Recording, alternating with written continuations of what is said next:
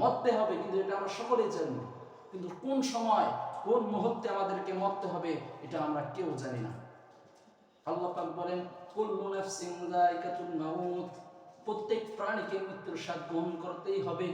একথা জানা সত্ত্বেও, একথা আমরা জানা সত্ত্বেও আমরা দুনিয়ার মহাব্বতে পড়ে আছি। দুনিয়ার মহাব্বত কোন মহাব্বতে নয়, দুনিয়ার ভালোবাসা কোন ভালোবাসা নয়। এরপরও আমরা দুনিয়াকে এমনভাবে মহাব্বত করতেছি যে দিন থেকে আমরা দিন দিন মাহরুম হয়ে পড়তেছি। আমার আপনার নবীর আদর্শ থেকে আমরা দিন দিন মাহরুম হয়ে পড়তেছি। দুনিয়ার তাকাব্বরি কোনো তাকাব্বরি নয়, দুনিয়ার বাহাদুরি কোনো বাহাদুরি নয়। তোমার পূর্বে এই জমিনে কত নেতা ছিল, তোমার পূর্বে ওই জমিনে কত নারী ছিল, কত সুন্দরী নারী ছিল। একটু চিন্তা করে দেখো, একটু ফিকির করে দেখো, তারা এই জমিনের মধ্যে জিন্দা আছে কিনা। দুনিয়ার এক প্রান্ত থেকে অন্য প্রান্তের খবর মুহূর্তের মধ্যে না যায়, কিন্তু আমার আপনার পার্শ্ববর্তী এলাকা কবরের খবর ঘরের আগিনা থেকে, ঘরের পাশ থেকে, মসজিদের সামনে থেকে নেওয়া যায় না। ওই কবরে আমাকে আপনাকে একদিন চলে যেতে হবে, কেউ আমাদের সঙ্গে হবে না, আমাদের সঙ্গে যাবে না। এত টাকা এত বাড়ি করলাম দুনিয়ার লাগি, মইরা গেলে চলে যেতে হবে সবকিছু ছাড়ি।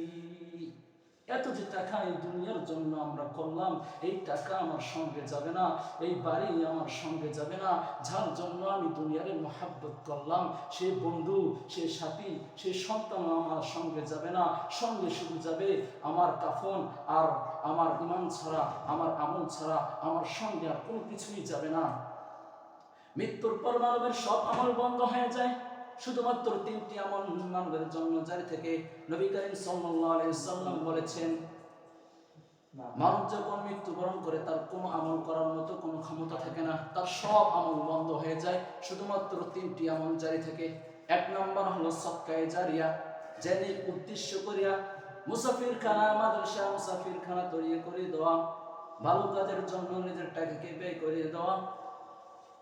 ওই কাজের জন্য, ওই কাজটা যে তুমি করলা, মৃত্যুর পর ওই কাজের জন্য তোমার কবরে ওই সওয়াবের হাদিয়া তোমার কবরে যাইতে থাকবে।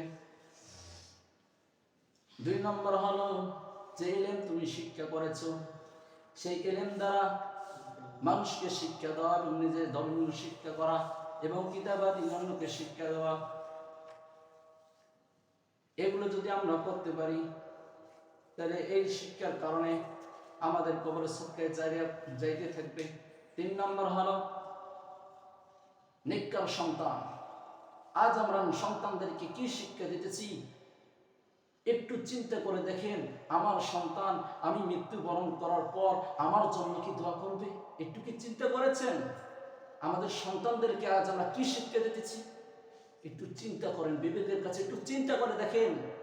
আমি মৃত্যুবরণ করার পর আমার সন্তান কি আমার জন্য আল্লাহ পাকের দরবারে 2 ফোঁটা চোখের পানি ফেলে ফেলে চাইবে? একটু কি চিন্তা করেছেন? একটু চিন্তা করে দেখেন, কি শিক্ষা দিতেছেন তোমার ছেলেদেরকে, ছেলে মেয়েদেরকে।